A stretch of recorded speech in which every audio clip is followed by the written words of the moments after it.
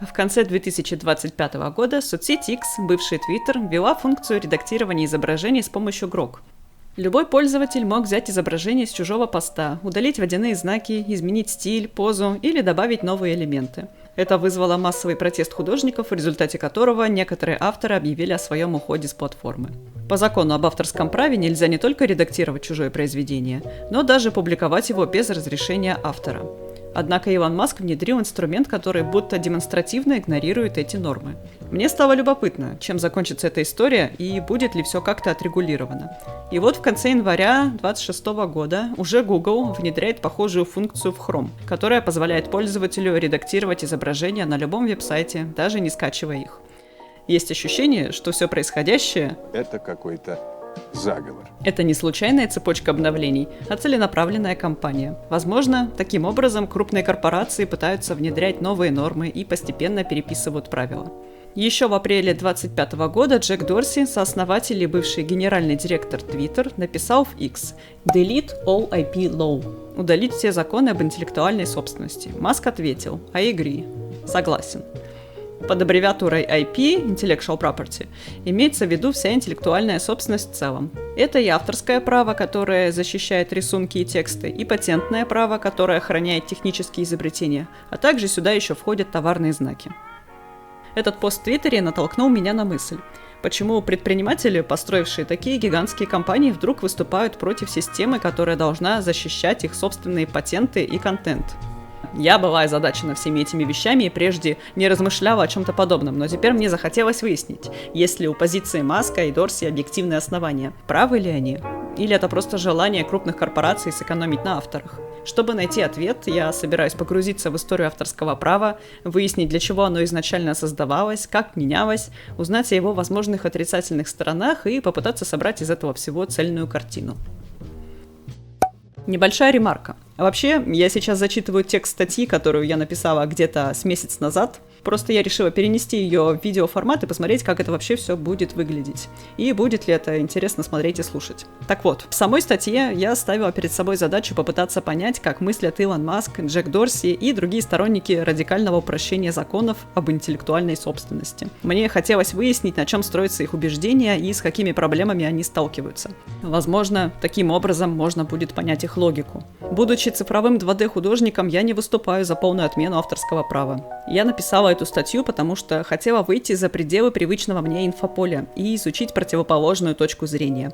Я не профессиональный историк или юрист и не претендую на то, чтобы охватить все юридические тонкости, но я постаралась изучить и проверить все факты и собрать информацию в единое исследование. Надеюсь, что все это покажется вам интересным и, возможно, поможет взглянуть на ситуацию чуть более глобально. Как и зачем появилось авторское право? В ходе того, как я пыталась разобраться, откуда, так сказать, растут ноги у убеждений Илона Маска и Джека Дорси, и кто еще думает схожим образом, я наткнулась на пару книг, в которых рассказывается о проблемах, связанных с законом об интеллектуальной собственности. Against Intellectual Monopoly – против интеллектуальной монополии. Ее авторы – экономисты Микеле Балдрин и Дэвид Левин. В своей книге они высказывают такую мысль. То, что мы привыкли называть защитой прав, в реальности часто оказывается лишь инструментом для сдерживания конкуренции. В книге авторы в основном пишут о патентном праве и приводят множество примеров того, как эта система не подталкивала прогресс, а, напротив, замораживала его на десятилетия и приводила к технологическому застою. Free culture. Свободная культура. Как крупные медиа используют технологии и закон для закрепощения культуры и контроля творчества. Автор Лоуренс Лессиг, профессор права Гарвардского университета и основатель организации Creative Commons. В своей книге он рассказывает о том, как законы, которые должны были защищать творцов, превратились в инструмент корпораций для контроля над культурой.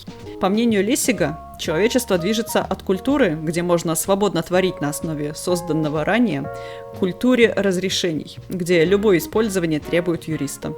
И это душит не только творчество, но и инновации. В своей статье я опиралась на идеи из этих книг.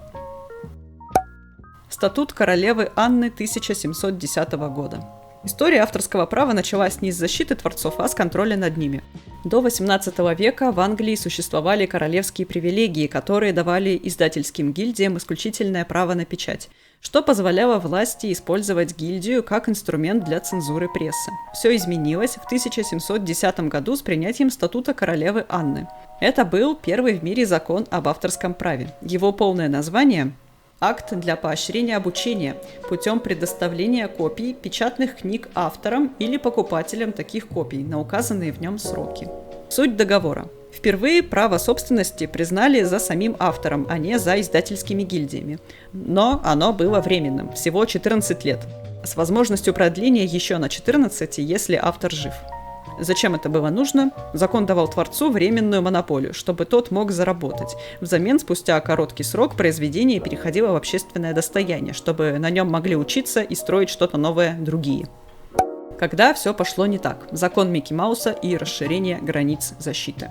Почти 120 лет система, заложенная статутом Анны, сохраняла относительно короткие сроки защиты. 14 лет плюс 14 лет продления.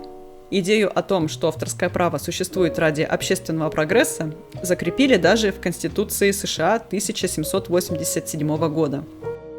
Глава 1, раздел 8, пункт 8. Содействовать развитию науки и полезных искусств, предоставляя на ограниченный срок авторам и изобретателям исключительные права на их произведения и открытия. Однако в XIX веке начались изменения. Вот краткая хронология изменений сроков в США. 1790 год, 14 лет плюс 14 лет продления. Итого максимум 28 лет. 1831 год, 28 лет плюс 14 лет продления. Итого максимум 42 года. 1909 год, 28 лет плюс 28 лет продления. Максимум 56 лет. 1976 год. Жизнь автора плюс 50 лет для индивидуальных работ и 75 лет для корпоративных. 1998 год. Жизнь автора плюс 70 лет для индивидуальных работ. 95-120 лет для корпоративных. Помимо увеличения сроков защиты, менялось и само понимание того, что именно подпадает под защиту авторского права. Закон начал распространяться на области, которые изначально не входили в его сферу. Программный код, базы данных, шрифты, дизайн и так далее. Это постепенное расширение получило название Copyright Creep – ползучее расширение авторского права. Закон о защите Микки Мауса 1998. Одним из ярких примеров корпоративного давления стал акт 1998 года, когда срок защиты первого мультфильма о Микки Маусе «Пароходик Вилли» 1928 подходил к концу. Корпорация Disney участвовала в кампаниях за изменение законодательства.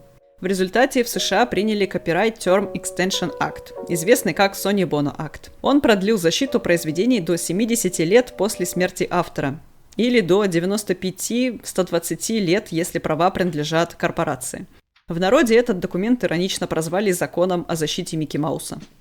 С каждым новым продлением авторское право все дальше уходило от своей первоначальной цели – стимулировать прогресс, и все больше превращалось в механизм извлечения прибыли из старого. Экономисты Микеле Балдрин и Дэвид Левин называют такую систему интеллектуальных прав ненужным злом. По их мнению, она защищает не столько интересы живых творцов, сколько искусственные монополии корпораций. В итоге фокус системы сместился с поощрения прогресса на охрану старых активов крупных компаний, что в конечном счете стало тормозить развитие культуры. Лоуренс Лессиг описывает это как переход к культуре разрешений. Творчество зачастую представляет из себя ремикс. Люди строят что-то новое, опираясь на то, что было создано до них. Например, корпорация Disney создала множество своих произведений, используя чужие истории. Сказки братьев Гримм и Шарля Перро, которые тогда были общественным достоянием. Но со временем компания начала активно лоббировать законы, которые мешают другим авторам делать то же самое с современными героями. Когда «Пароходик Вилли» наконец вошел в общественное достояние в 2024 году, Disney продолжила защищать Микки Мауса через товарные знаки, фактически сохраняя контроль над персонажем. Когда юридическая фирма Morgan & Morgan решила использовать визуальные элементы из мультфильма «Пароходик Вилли» в своей рекламе, полагаясь на его статус общественного достояния, Disney не дала гарантий, что не подаст в суд. Чтобы не рисковать, Morgan & Morgan пошли в суд первыми, попросили судью официально подтвердить, что их реклама законна. Этот случай – наглядное проявление той самой культуры разрешений, о которой писал Лессиг. На практике, даже когда копирайт заканчивается, корпорации могут продолжать защищать активы через товарные знаки и страх судебных исков. Выходит, что формально можно использовать общедоступные произведения, но реально потребуется юрист, чтобы понять, не нарушаются ли другие права. При этом сроки защиты продолжают расти, а возможность свободно творить на основе созданного ранее сокращаться. Право собственности под названием копирайт стало разбалансированным и дало опасный крен. В мире, где творчество требует разрешения, а креативность требует консультаций с адвокатом, возможность созидать и преобразовывать погибает. Лоуренс Лессиг. Свободная культура. Последствия для культуры. Сиротские произведения. Это работы, которые все еще охраняются авторским правом, но найти их владельца невозможно. Студия закрылась, автор умер, документов нет. Раньше автору нужно было специально регистрировать произведение, чтобы его охраняли. И эта информация хранилась. Сейчас защита возникает автоматически, но реестра правообладателей не существует. И поскольку срок охраны привязан к дате смерти автора, то становится невозможным определить момент, когда произведение переходит в общественное достояние. Такие произведения часто оказываются забытыми и просто исчезают из культурной памяти. Их нельзя оцифровать, переиздать или использовать для новых проектов без риска суда от внезапно объявившегося наследника. По оценкам Библиотеки Конгресса США, до 70% американских немых фильмов 1912-1929 годов потеряно навсегда. Студии не сохраняли старые пленки, потому что не видели в них коммерческой ценности. А для тех копий, что уцелели, но стали сиротскими произведениями, растянутые сроки авторского права и страх судебных исков до сих пор блокируют их оцифровку и спасение. В итоге эти пленки просто продолжают распадаться на полках архивов от старости. Исчезающие книги. Исследование Пола Хилда. В 2013 году профессор Иллинойского университета Пол Хилд опубликовал исследование «How Copyright Keeps Works Disappeared», как авторское право заставляет произведения исчезать, задачей которого было выяснить, помогают ли длинные сроки охраны авторского права сохранять и распространять книги и музыку. Основной целью авторского права является стимулирование создания новых произведений. Но некоторые сторонники продления сроков охраны также утверждают, что помимо этого авторское право необходимо для поощрения дальнейшего использования, сохранения и распространения старых произведений. То есть, насколько я поняла логику, защита авторским правом должна помогать старым произведениям продолжать жить и переиздаваться, так как у них есть хозяин, который в этом заинтересован и который следит за качеством этих произведений. Похожую мысль выражал бывший президент Американской ассоциации кинокомпаний Джек Валенти, выступая перед судебным комитетом Сената с аргументом о необходимости продления срока действия авторского права. Произведение, находящееся в общественном достоянии, это сирота. Никто не несет ответственности за его существование, но все пользуются им, пока оно не станет грязным и изношенным, лишенным своих прежних достоинств. Однако данные Пола Хилда показали другое. Он взял случайную выборку из 2266 новых книг, продававшихся на Amazon, и выяснил, когда они были изданы впервые. Результат оказался неожиданным. Книг, изданных в 1880-х годах, то есть уже ставших общественным достоянием, в продаже было больше, чем книг 1980-х годов. И это несмотря на то, что в 20 веке публиковалось в разы больше книг. Например, в 1980-х вышло в 8 раз больше новых наименований, чем в 1880-х.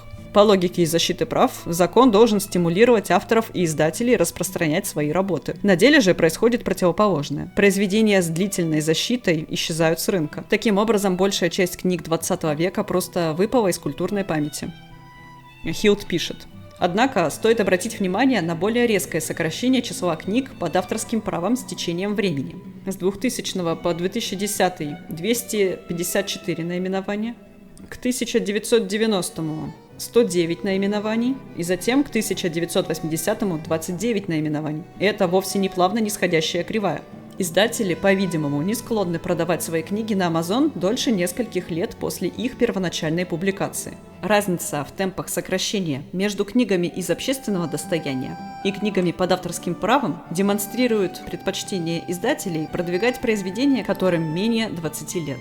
Исследование Хилда показало, что именно длительная защита делает переиздание книг нецелесообразным для бизнеса. Возможно, из-за высоких рисков и сложности поиска правообладателей издателям становится проще исключить старые работы из своего каталога.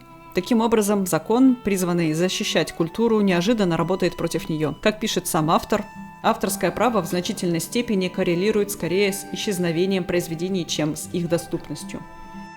Автоматическая цензура алгоритмов. Лоуренс Лессиг в своей книге упоминал культуру ремиксов, благодаря которой, перерабатывая народные сказки, Дисней создавали свои произведения. Но, кажется, сейчас эта культура переживает не лучшие времена. Автоматические системы модерации, вроде YouTube Content ID, сканируют загружаемые видео и ищут узнаваемые фрагменты чужих произведений. Эти системы созданы для борьбы с пиратством, но, к сожалению, они не делают исключений для пародий, критики, комментариев или образовательных видео. Всего того, что формально разрешено доктриной Fair Use. Добросовестное использование. В результате авторы начинают себя цензурировать заранее, используют самые короткие клипы, отказываются от лучших примеров или полностью меняют структуру видео, лишь бы не получить блокировку.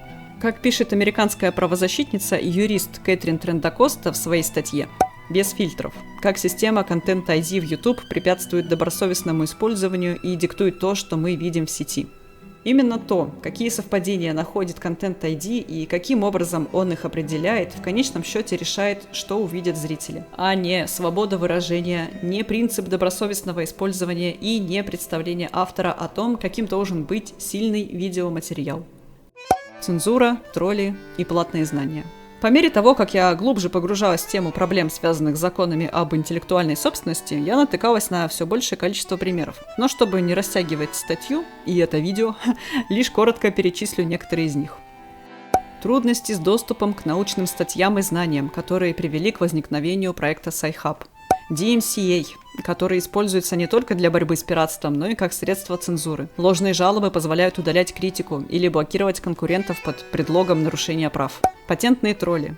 Это физические или юридические лица, которые ничего не производят, а просто скупают патенты и зарабатывают на судебных исках против реальных производителей. Но есть и хороший пример того, как законы об интеллектуальной собственности повлияли на культуру. В ответ на несовершенство системы появился Creative Commons.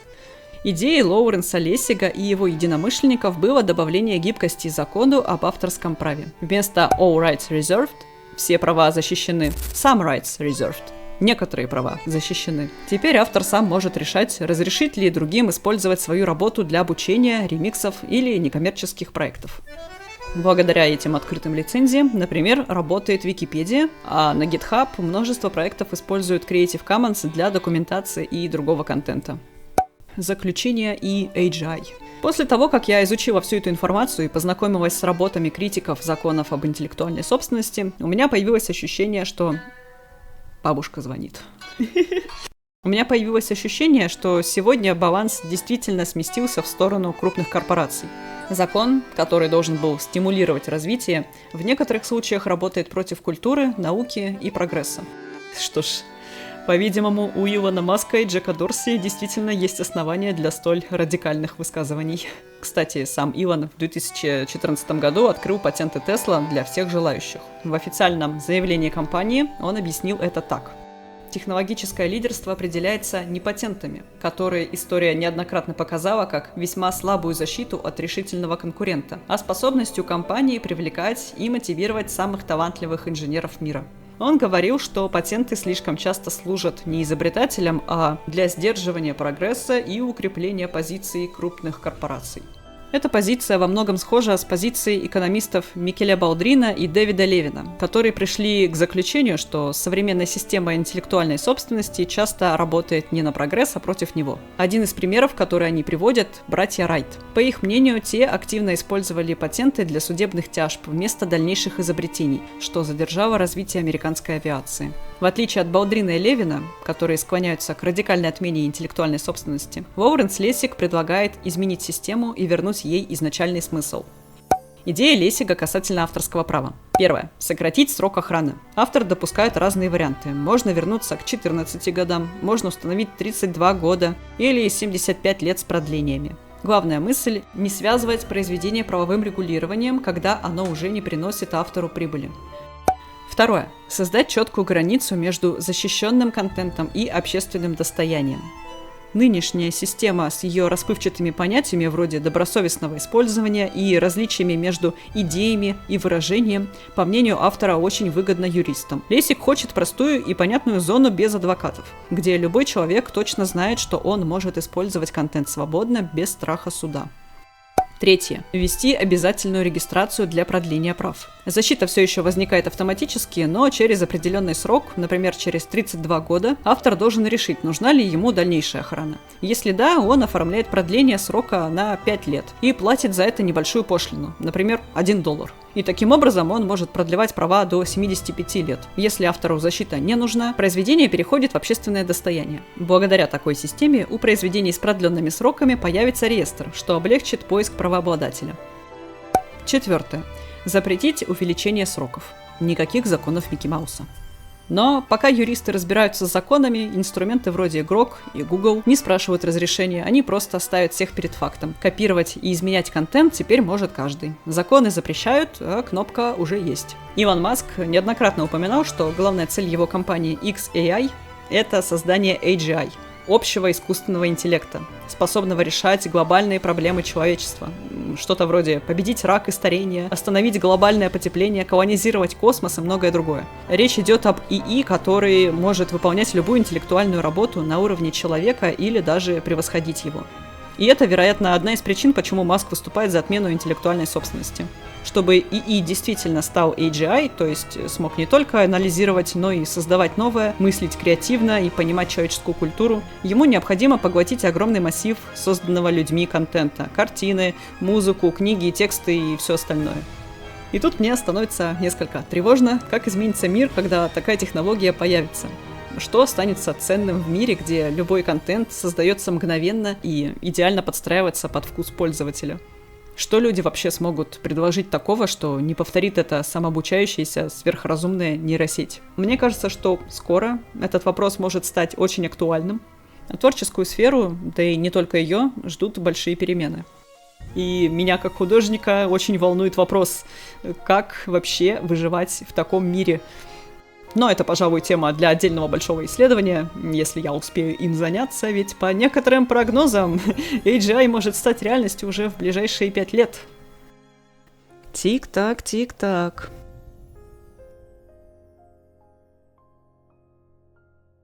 Romeo's on the clock.